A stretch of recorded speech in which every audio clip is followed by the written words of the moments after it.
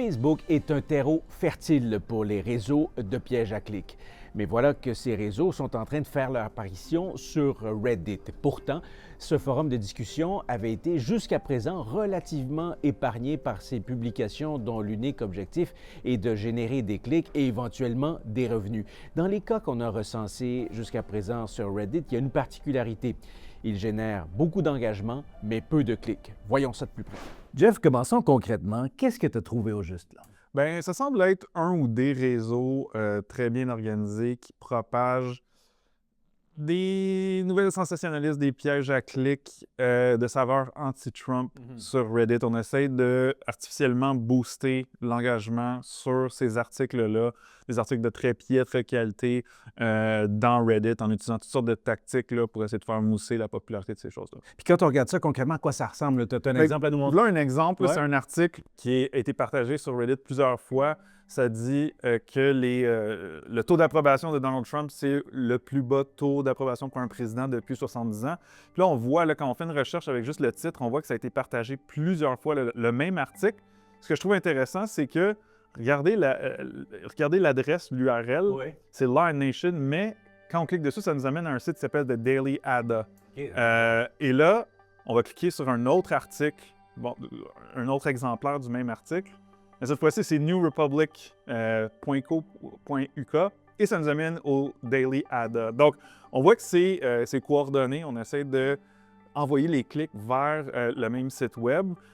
La raison pour laquelle ils font ça, c'est probablement pour empêcher la modération automatique de Reddit. Donc, si tu publies le même article 50 fois dans 5 subreddits différents, peut-être que les systèmes de détection automatique vont le trouver. Mais si tu mets le même article, mais tu publies des adresses web différentes, ben ça va contourner un peu les systèmes de détection. Puis on voit, là, ça fonctionne. Dans le cas de cet article-là, ça a été publié là, plus d'une 50aine de fois sur Reddit, le même article par le même utilisateur. Donc, clairement, il y a quelque chose là de vouloir aller créer de l'engouement pour ce site-là. Mais ce que tu viens de dire, là, est-ce que le fait qu'on contourne la modération, est-ce que c'est gage de succès? Autrement dit, est-ce que ça marche?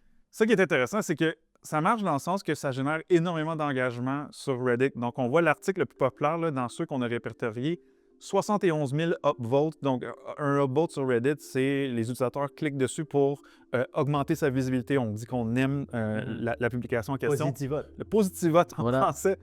2700 commentaires, ce qui est quand même très bien. Ça fonctionne très bien. Mais quand on regarde le taux de clics sur ces sites-là, c'est extrêmement bas. Ça envoie quasiment pas de clics vers ces sites-là. Donc, voici les adresses web les plus populaires là, dans ceux qu'on a répertoriés. Là, on voit, le premier, c'est Sinhala Guide avec 384 000 upvotes. WTFdetective.blog aussi, 350 000 upvotes. On voit que ces sites-là sont liés ensemble. Ils partagent une adresse IP, donc sont vraisemblablement gérés par les mêmes personnes. Donc, ce sont des taux d'engagement assez énormes pour Reddit, mais quand on voit sur l'outil SimilarWeb qui permet d'estimer le trafic d'un site web, ben, WTFdetective.blog, moins de 300 000 clics au cours du mois de janvier 2026, ce qui est pas énorme. Là, je pense pas qu'on peut générer beaucoup d'argent avec ça. Puis si on regarde le premier site, là, celui qui a le mieux performé dans notre base de données, Sinhala Guide, il y a tellement peu de clics sur ce site web-là que SimilarWeb n'arrive même pas à estimer le nombre de clics. Donc, c'est une dynamique étrange où ça génère beaucoup d'engagement sur Reddit. Les gens, on le voit dans les commentaires, réagissent à la nouvelle, vont débattre dans les commentaires, vont dire « oui, je suis d'accord, non, je suis pas d'accord ». Visiblement, personne clique sur ces articles-là. Donc, ça fonctionne dans le sens que ça génère de l'engagement. Mais si le but, c'est d'envoyer des gens vers ce site web-là pour faire de l'argent, ça semble pas vraiment fonctionner. C'est ça, on ne peut pas dire mission accomplie. Le but évident, en tout cas à première vue, n'est pas atteint. Qu'est-ce que ça nous dit si on prend un pas de recul, Jeff, sur Reddit en général, sur l'état de cette plateforme, de ce forum de discussion, qui est pourtant encore très populaire? Là? La force de Reddit, ça a tout le temps reposé sur ses communautés.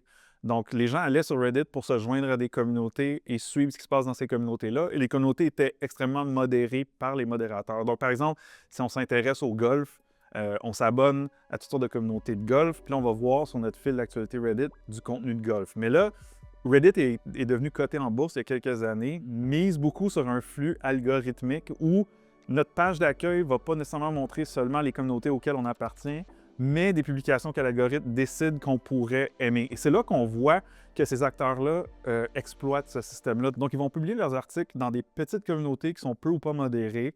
Puis là, ben, vu que les gens réagissent, ça va le montrer à d'autres utilisateurs puis générer encore plus d'engagement. On le voit dans notre base de données. Quand ils publient leurs articles dans des communautés qui sont un peu mieux modérées ou qui sont plus connues, c'est quasiment retiré automatiquement. Les modérateurs disent, regarde, c'est des sites web qui n'ont aucun sens, donc ils vont retirer ça. Puis une autre dynamique intéressante que je trouve là-dedans, c'est que ça ressemble beaucoup au piège à clics, aux fausses nouvelles qu'on voyait en 2016. Sur Facebook. Sur Facebook, lors de la première élection fédérale américaine qui a porté Donald Trump au pouvoir.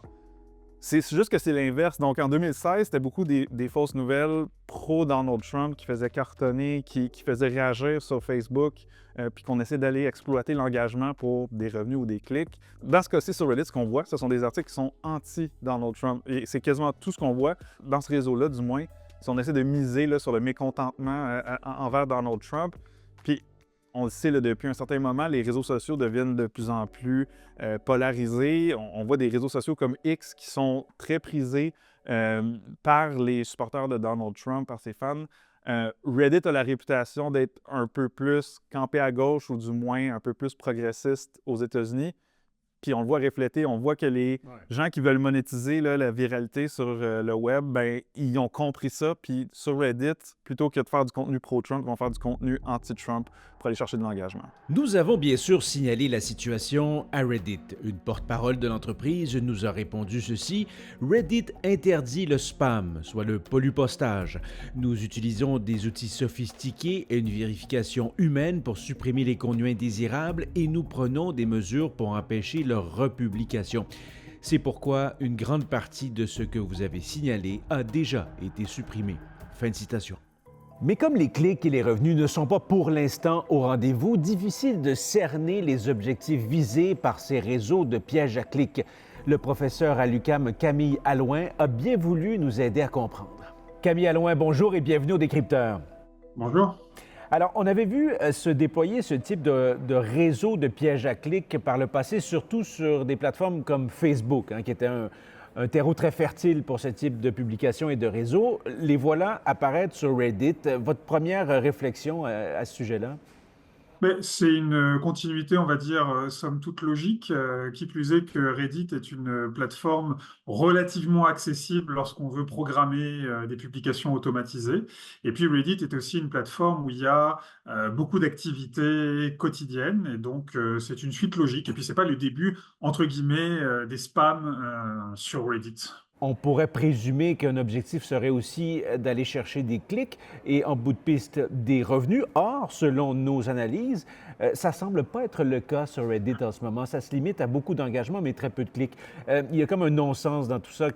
Comment vous l'interprétez? Quel est le but ultime alors de tous ces réseaux? Une des premières hypothèses, qui pourrait être de prime abord la plus évidente parce qu'on parle de contenu à gageur politique, ça serait une forme, on va dire, de propagande ou d'influence politique pour jouer sur Trump notamment et le décrédibiliser ou quoi que ce soit.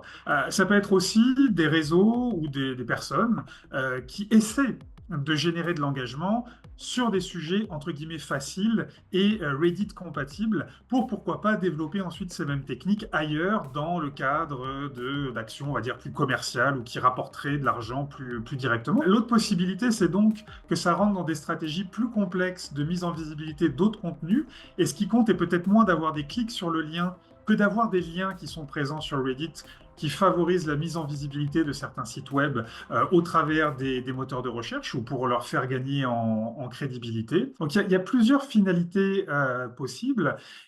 Une que moi je vois quoi qu'il arrive, c'est qu'on est dans une espèce de bac à sable pour des personnes qui s'entraînent à produire ce type de contenu.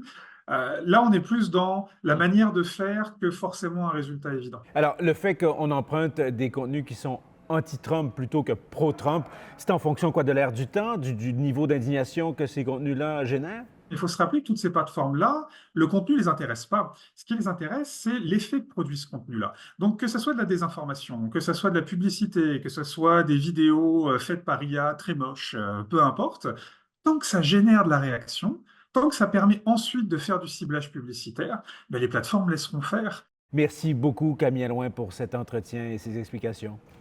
Merci.